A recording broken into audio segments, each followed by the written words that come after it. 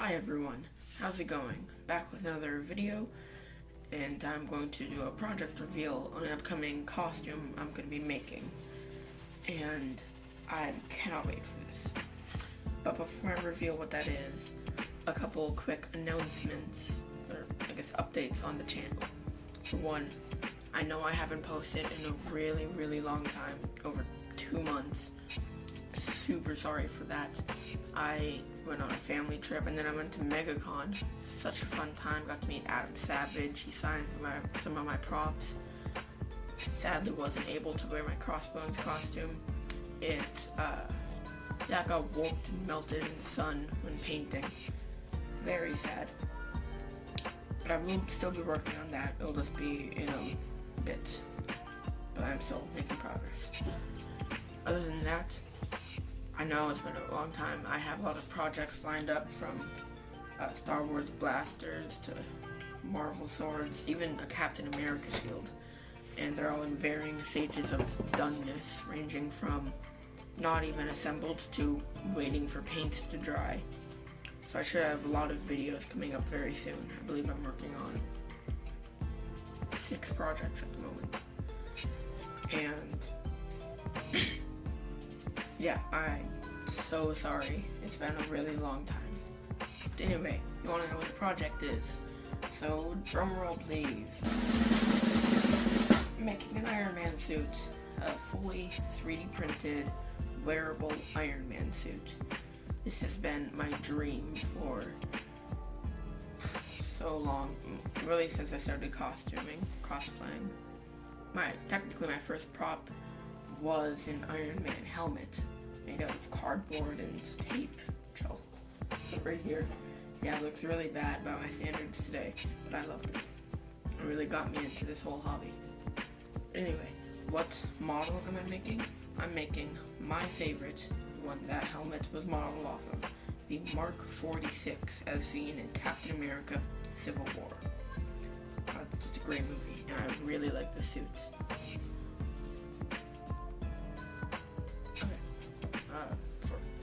So here it is. This is the Do 3D model, the one I'm making my suit from, and it's really beautiful. I just love this.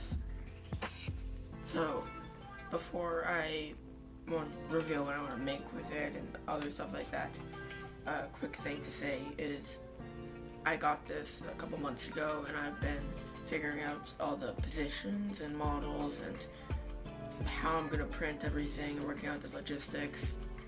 And then Do 3D decided, hey, I'm gonna make a new model for Mark 46, the premium model, and just swept the rug out from under my feet. So it's gonna be delayed a few months. I've been emailing them, should be out by December or so. Sorry, not December, October. So that's gonna be my kind of starting time. In the meantime, I'll just be working on other projects. So, what do I want to do? Well, this is a picture of the premium model. It doesn't have more mobility and added features. So I'm planning on, well, the 2 things I want to focus on in this build. I know they're kind of opposites, but they're my priorities. I want to focus on mobility. So, being able to flex my joints, pick things up, walk around, sit down if possible. That would be great. And I know it's counterintuitive, or not kind of opposite, but I don't want to see any gaps. I mean, if I see some in, say, the leg areas, I'm not going to be too worried. Even the best of cosplayers have those, but that's really my pet peeve when it comes to costumes. I just don't like, cheesy store-bought costumes that have Iron Man, there's just a big gap, like, between under the arm and neck and everything.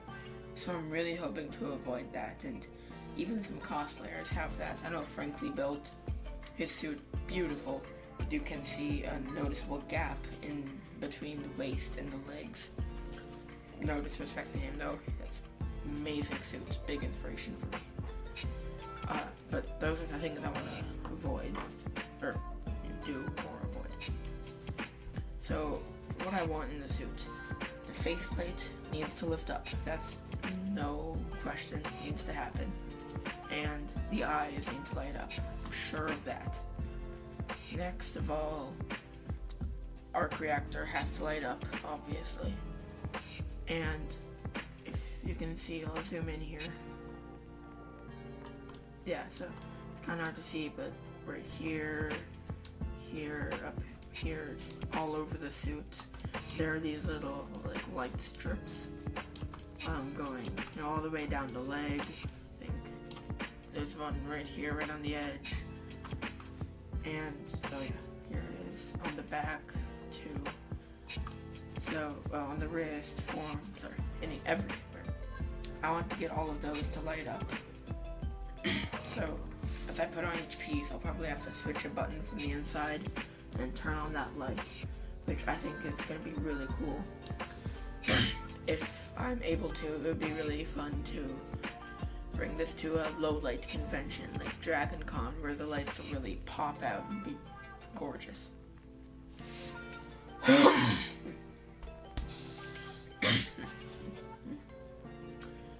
Next up, for the arms.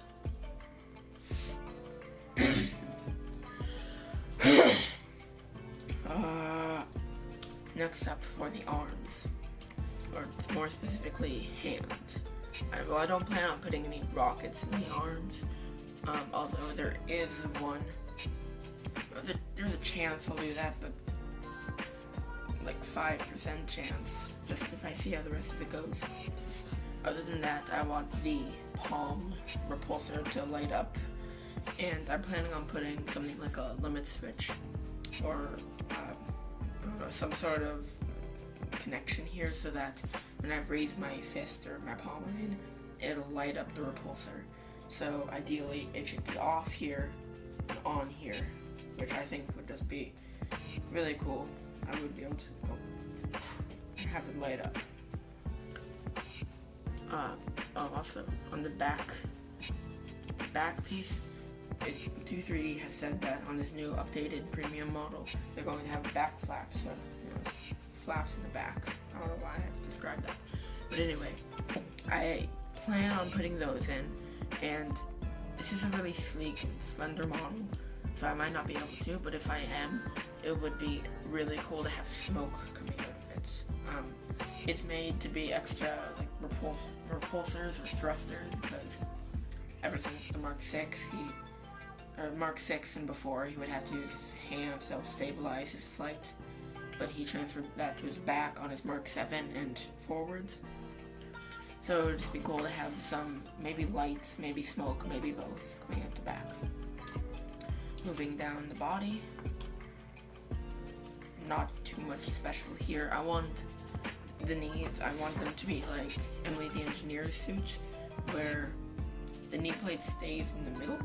It's very important to me. I don't want a big gap when I open up my knee. It might go like that if it's connected to one side.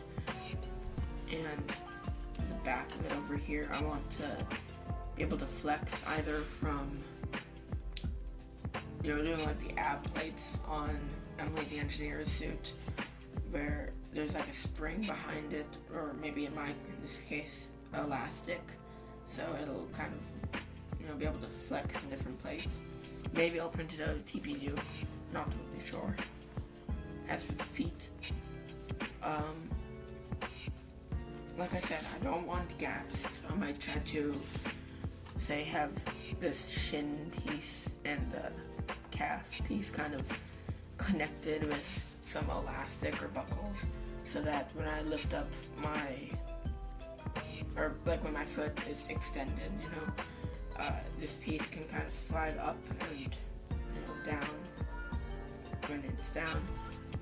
And I'd rather not have these be shoe covers. I want them to either just be a shoe covered in the whole foot, different plates of it, or have the whole foot be its own thing and padded with different paddings like Emily did. So it's just a fully 3D printed shoe. And yeah, so those are my those are the things I'm really going for. You know, all the different lights, lights all over the body, arc reactor, eyes, and repulsors, back plates with smoke or lights, maybe an arm missile, probably not. So I think that'll be a really fun project. And I give myself about a 1-year deadline. That's what I'm going for. They said it should be released mid to late October, so maybe I'll have it done by Halloween 2022. Anyway, thank you for watching, and yeah, let me know if you're excited to see me make this, or if you have any other small props you think I should make, or just single props before I start working on this. Thank you, have a great day, and I will see you in the next one.